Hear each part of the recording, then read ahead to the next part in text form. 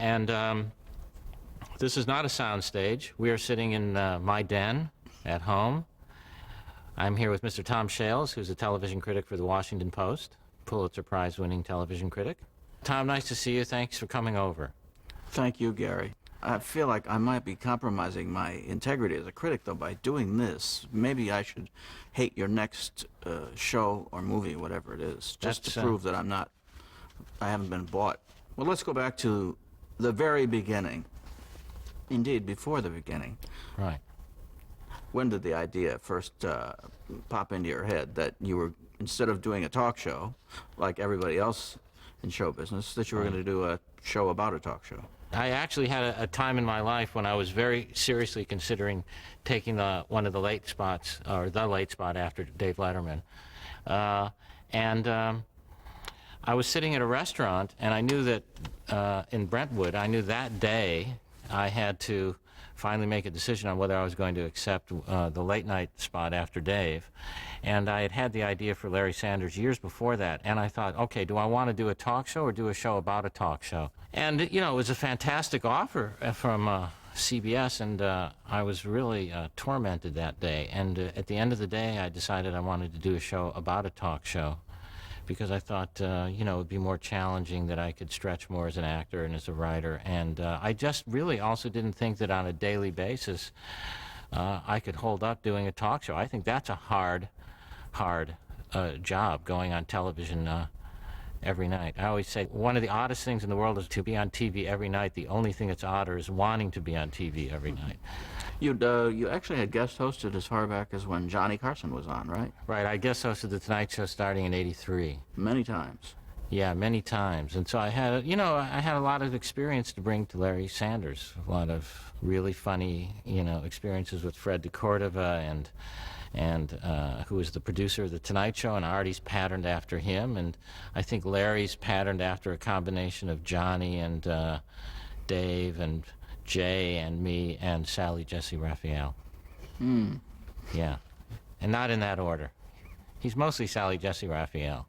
I'm just curious, the protocol then, after you guest, if you did Johnny's show, would Johnny call you up and then say, the next day, and say, well, nice going, Gary? You know, I did get one call from Johnny after I hosted for a week, and he said, I heard you did very well, and or I saw it and you were very funny, and I was really shocked by that call. You know, he's a great man, really great man. If you'd had your talk show, wouldn't it have been a lot like Larry's talk show? I think it would have been different. I think Larry is more generic than I would be, and that's appropriate for the series, that it's a generic talk show. And I think I would do an edgier show than Larry. I think Larry was really more pandering to his audience and concerned with ratings and adjusting what he was like and always trying to be beaming on stage. And I think a talk show I would do would be more conversational. Would you have done a Tarzan sketch? And if so, would you have made sure that your testicles were covered by your costume? I would do a talk show with no desk and no pants and my testicles constantly showing, because, you know, I'm always ahead of the curve.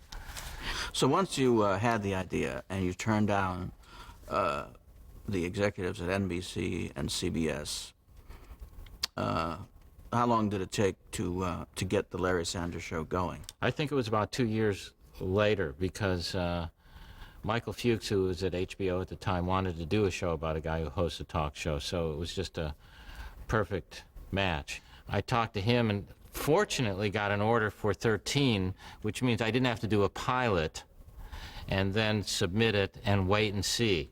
So the fact is that the first show that we shot, in which Larry was upset that Hank was doing so much outside work, and at one point Hank fell asleep on the couch and Larry was mad, and Hank insisted that he was half of the show. And we shot this show as the first one, and it's good, but the tone was a little heavy, I thought, but good. And I looked at it and showed it to friends, and then we shot another one that was with Mimi Rogers, where she flirted with Larry in the makeup room, which was all good. And Then Peter Tolan and I wrote a script about Larry not wanting to do live commercials. And it was for the Garden Weasel. And that ultimately became what aired first. So we had the advantage of looking at an episode and already seeing kind of what was wrong and what could be fixed, and had 2 or 3 more shots at it before one of them aired. Mm-hmm. Then did you do post-production, re-editing, tinkering on the episodes, like, for instance, the one that was supposed to be the pilot?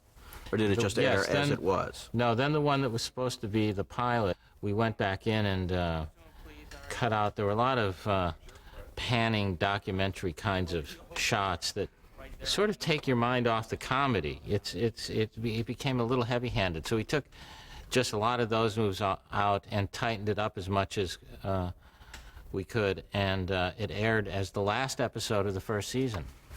And by then the show had been established, so this one totally worked in context of the others and seemed to have a sort of dramatic feel to it. Now, the talk show was shot on tape. The backstage was shot on film, right? Yeah.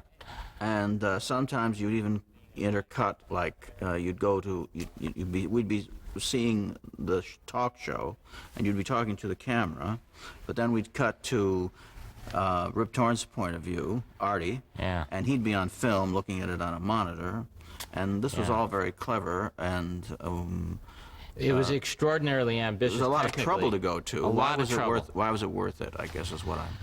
Well, first of all, it was extraordinarily ambitious technically, because we would have 4 video cameras and 3 film cameras, the 7 cameras all set up at the same time, and the film cameras were constantly moving, and it was very, very difficult. And the first season, we would be shooting a show on the talk show. I remember shooting the video, and we had a live audience, and then we had to shoot film scenes within it. It took us like 6 hours, and it was horrible. To this day, I remember, and said, well, we can't do this again. We can't make people wait around. So we started to do the talk show without a live audience and use canned laughter and just do the video part and then do the film part on another day. It was very complicated scheduling all of this. If we had a live audience and we were doing the film cameras, like during the commercial break, they would just run in, a lot of handheld and a lot of, this is, by the way, the hand signal I used for handheld all through my dating life. And I'd say we're going to do most of this, handheld. I use a lot of the same vernacular in my dating life as the television show.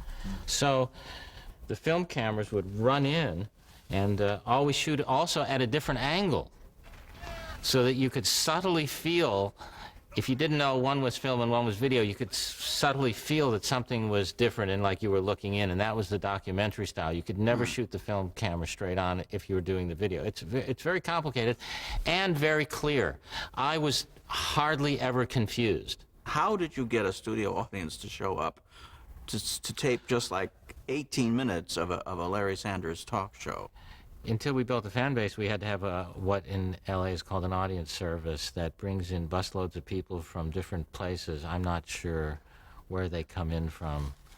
But you can just dial up an audience if you... You can dial up an audience, and then you can dial up, it's like an auto rental company. You can dial up a damaged audience for a little less money, one that's, rolled a few times on the freeway.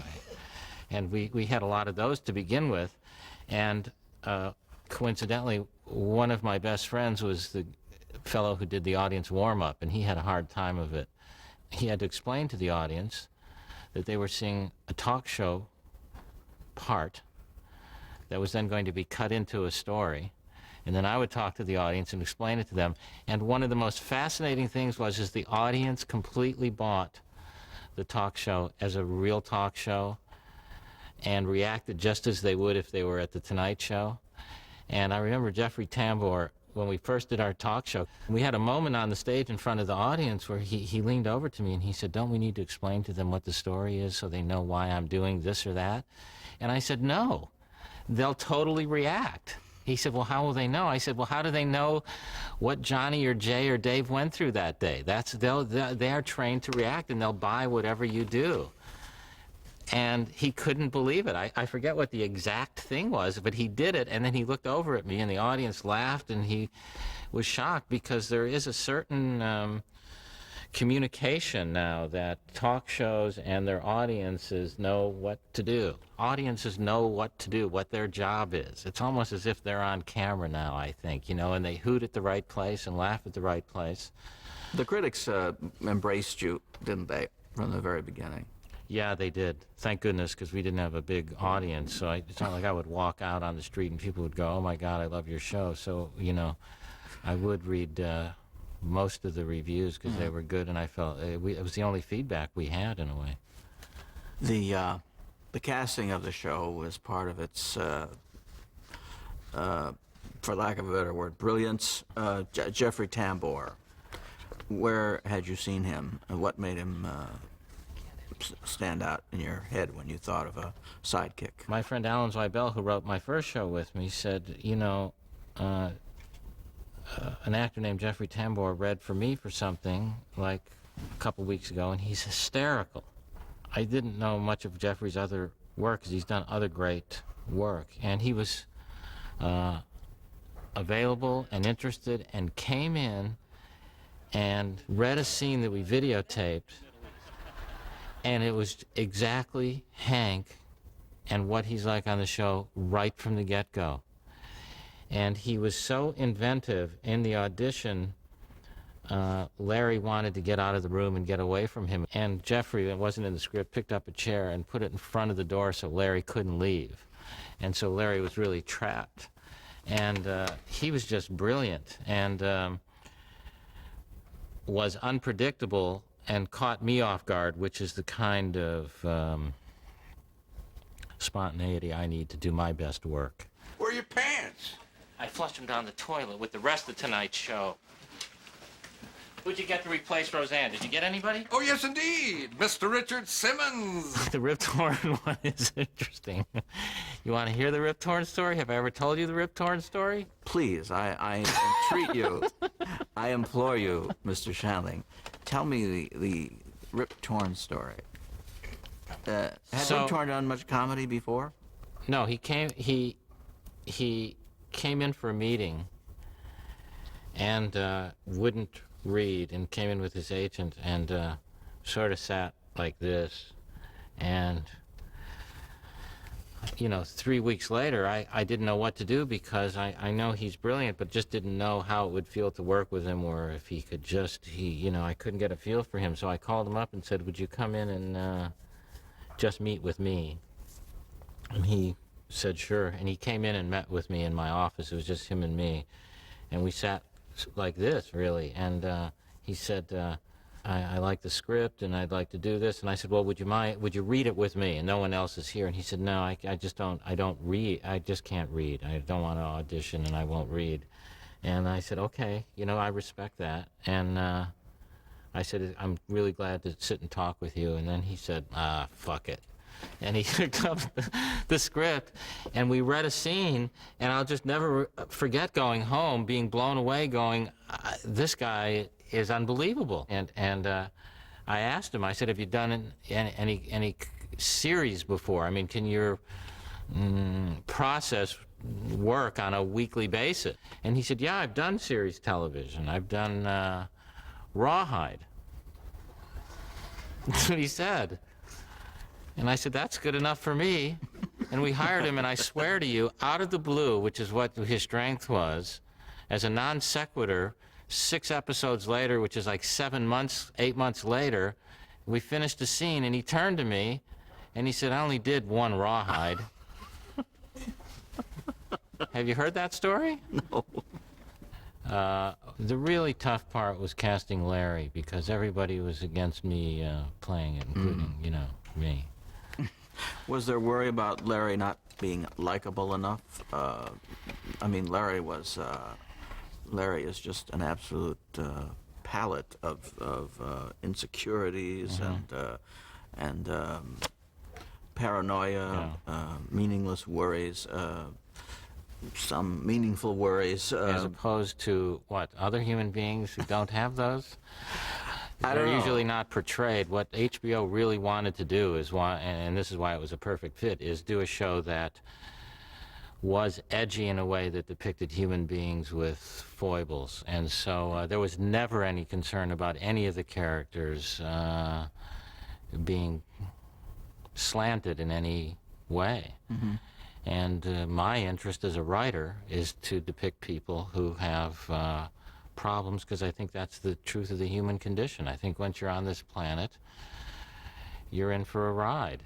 And Larry denied those problems when he was on camera and tried to deal with them as best he could when he was off camera, hence the style of the show. But his use of Artie, is hiding behind him, sending him out to do the things he was afraid to do himself. I think Larry doesn't like confrontation. I think that there's certainly a part of me that's like that. I think there's a part of everybody like that that doesn't really want to stand up and say no. And so in show business, you can certainly hire somebody who can say no for you. And there's a great first season show in which they ask Larry to do live commercials. And Larry's sitting in the meeting room with Artie next to him, and he starts to say, I think, to the woman who's one of the heads of the network, Larry says, well, you know, I don't really want to do live commercials because, Artie? And he just picks up, and I think that it just was, and that continued throughout the years of the show. Did Artie love Larry? Hate Larry? Larry was just a part of his world that he dealt with? We used to talk about this on the show. The actors talked about it, and then we'd talk about it in the writer's room. But I think all the actors would agree with me. That show is based at its core on the fact that those people love each other. And Artie loves Larry, and Larry loves Artie, and Larry loves Hank, and it is trying to deal with that love in this materialistic world and our self-centeredness, jealousies, everything.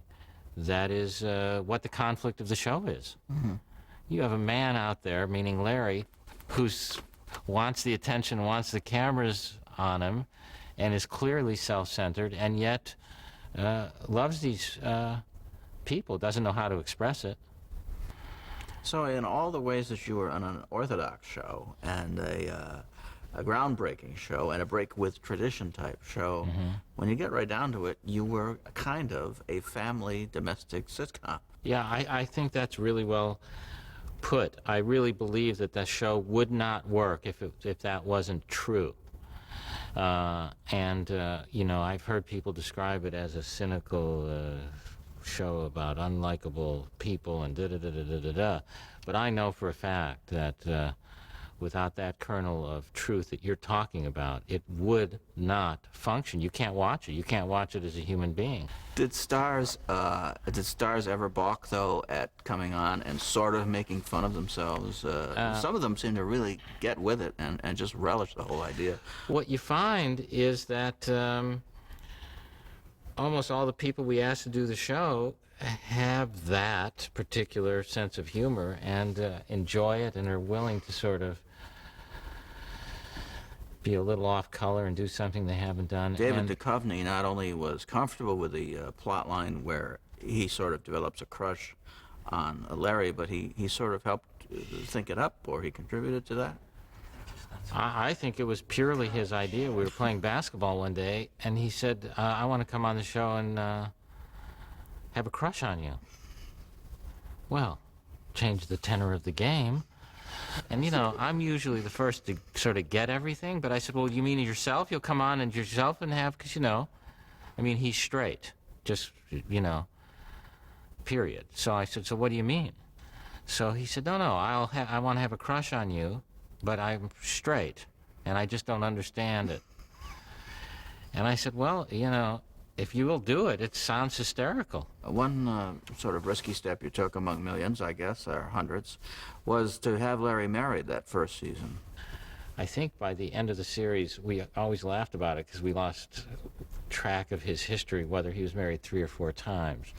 But he was married, and by the end of the first season had problems in his marriage, and then went through a dating phase, and then got married again and divorced, and through the crises. And I always thought that it was great because Larry was always dealing with crises in his life, and I thought that was important.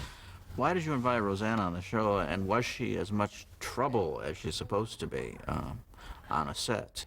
She was so seriously, unbelievably great on the show, and put in long hours, and she was perfect and hilarious. It's a really funny episode, and we had written this episode, and in fact had gotten to a point where we were ready to shoot it and we hadn't cast who the person was that Larry was going to fall in love with.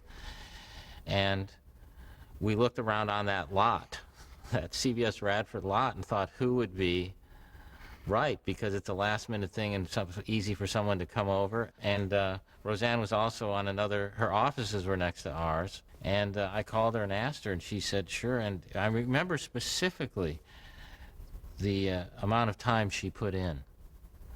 And she was great. I was talking once to no less an eminence than Johnny Carson about your show. And he said he loved it. He loves you. But he said, gee, in his experience, it wasn't that mean. People weren't that mean backstage. But you weren't really doing a show about show business, were you? You were doing a show about people. Yeah, and I think specifically we weren't doing The Tonight Show. And it was a fictional show, The Larry Sanders Show, and it might have had more angst than The Tonight Show had. But I think it's really a show about people struggling. Yeah. Easy now. All right, so. One of my favorite episodes is the one where Hank guest hosts the show. There were other guest hosts, weren't there, for the show, and Larry would see them at home. And once he he cut a vacation very short, as I recall, because somebody was just doing great, slaying them as guest host. Who was that? Yeah, it was Dana Carvey. Dana Carvey. Yeah. That was a very funny show. It was a good one. That's in the first season. Then we did another episode with Dana. He had done, this is a separate subject, but Dana had done a funny impression of me on Saturday Night Live, and he bumped into me some weeks after that, and he said, hey, I hope that impression didn't bother you in any way. And I said, no, but you should come on Larry Sanders and we have this discussion. You do an impression of Larry and then bump into Larry and go, did that bother you? And it would bother Larry, and it probably did bother me. Because it was like this nasal, whiny guy with big hair, and I don't see myself quite that way. That's exactly how I see myself. I just don't need to be reminded.